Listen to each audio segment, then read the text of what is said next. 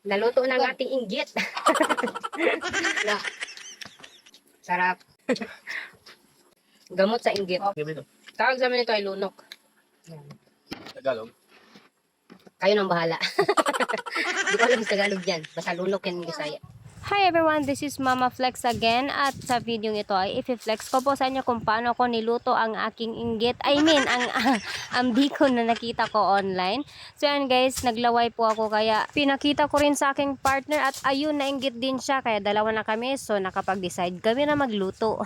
Kaya yun, after ng paglalaway namin ng gabi na yun, abay kinaumagahan, ginising niya agad ako at tinanong kung bibili ba siya ng malagkit na bigas. At ako naman, syempre, oo, bumili ka kasi magluluto tayo ng biko, ganun. Buti na nga lang at meron din kaming mga niyog dito guys, kaya hindi na namin kailangan bumili. Mahal pa naman yung niyog, nasa 30 to 35 yung bawat piraso. So yan, swerte din kasi hindi na napalaki sa gastos at bigas na malagkit na lang ang binili at saka yung pampatamis, yun bang kalamay ba yun? Kalamay at saka brown sugar. Nakakainis din naman kasi minsan kasi kung kailan wala kang pera, saka pa yun magpapakita yung mga cravings mo, saka ka pa maiinggit o maglalaway sa mga pagkain na nakikita mo.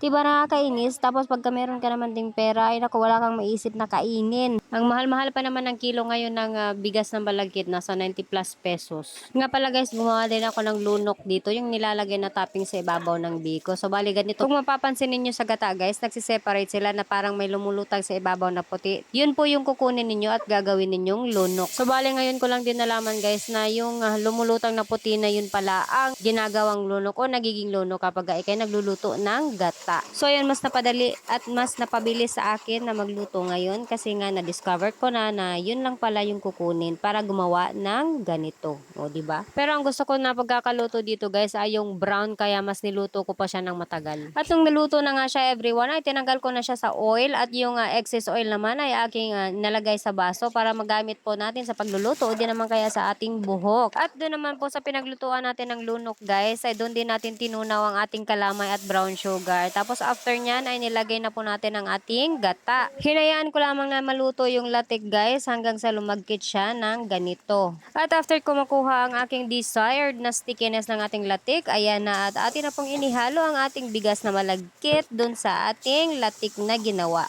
At habang hinahalo ko pa nga lamang siya guys, ay parang nabubusog na ako. Charot lang, pero syempre dapat nating tikman yan guys. Kita nyo naman sobrang nakakatakam yung kanyang itsura. Tapos lalagyan mo pa yan ng yung extra or yun nga extra extrang latik sa ibabaw na may kasamang lunok. Aba nako, panalo, parang gusto ko na lang titigan, ayoko nang kainin eh. Pero syempre dapat tingnan natin yan kasi mostly naman talaga sa akin pag-crave ay talagang hanggang crave lang guys, hindi namin tinutupad at hindi namin talagang niluluto.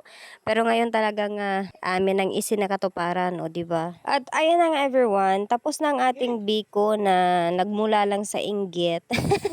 Nagmula sa paglalaway, ayun, kaya napaluto tayo ng wala sa oras kahit wala naman tayong budget para dyan. O, 'di ba?